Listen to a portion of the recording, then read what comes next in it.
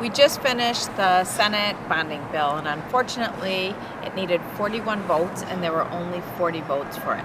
So I wanted to just spend a little time and explain to you why I voted for it and why I'm deeply disappointed that my colleagues didn't follow suit. So in this bonding bill, Senator Leroy Stumpf, who's the chair of the bonding committee, final year. He has spent his last, 2 decades in office. I'm sure it's even more than that. But he made it his final tribute to the state of Minnesota. He made it possible for all places in the state to make sure that we took care of infrastructure needs that have been building up and building up. We tackled wastewater treatment centers. We looked at higher education infrastructure needs. 22% of the bill was for the University of Minnesota infrastructure needs and Minnesota State Colleges and Universities infrastructure needs. So this bill was something that people have been waiting and hungry for all over this state. In particular, the things that I've been talking about are, number one, Highway 12. Even though the section of Highway 12 that needs this work isn't specifically in District 44, we're all familiar in our community with just how tragic it is that so many have lost their lives in recent days on Highway 12. We have got to fix that highway. So the fix was in our bonding bill. In addition, the mayor and the city council people and the city manager from Plymouth have been coming to the legislature for 2 years, countless number of times, asking for support for the Plymouth Ice Center. What are the criteria to be in the bonding bills that it has statewide significance? And so people at first were like, Plymouth Ice Center, statewide significance? And they actually have been presenting their case and had convinced all the members on the bonding committee that in fact Plymouth Ice Center is of regional significance because people come from all over the state to compete at that wonderful ice arena. And so that was in the bill. I could go on and on of all the different things that were taken care of in this bonding bill. So why didn't the Republicans support the bonding bill? Well, they said it was just frankly too much money. So let me just peel that back a little bit. Number one, the actual bonding part of the bonding bill was $1.5 billion.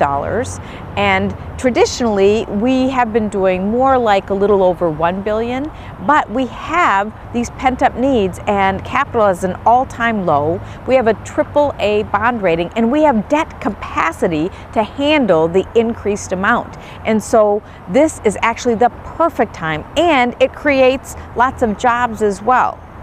In addition, because we had that surplus, remember now, even though we had the surplus, that included putting a significant portion of that surplus in reserves so that we have a higher amount in cash reserves than we've had since I've been in the legislature, which is 11 years. So putting that aside, we took some additional cash and put that in the bonding bill, and then there's a little bit of extra cash that goes towards the interest payment.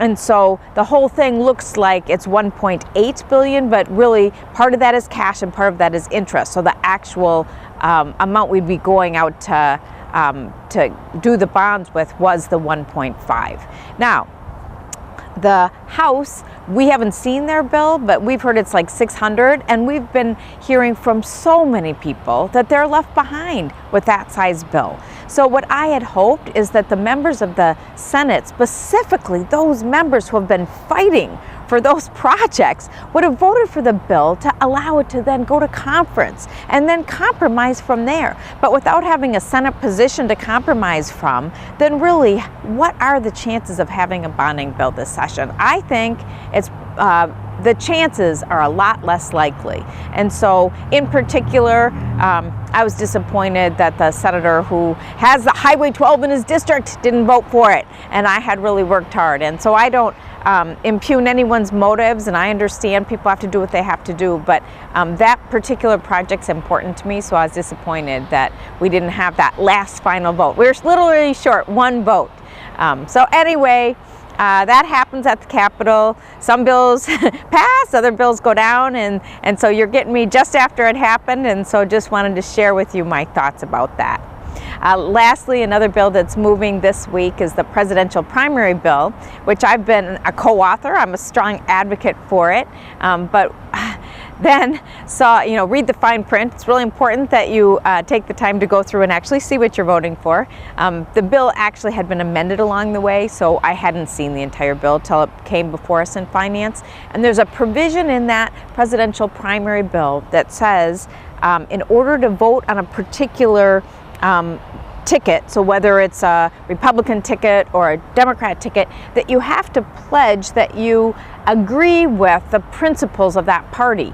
And apparently, if you go to caucuses, you sign that same pledge, which I wasn't aware of. But it seemed to me to be a way to be less inclusive versus all inclusive. And I've seen statistics that show 40% of people don't affiliate with one party or another, and so I would like all citizens to be able to place their preference for president, because there's nothing more important than being able to do that, and I'd like them to be able to do that without having to state whether or not they agree with the platform of one party or another. So I've made that sentiment known. I was pretty strong in committee, and we'll see how that one ends up.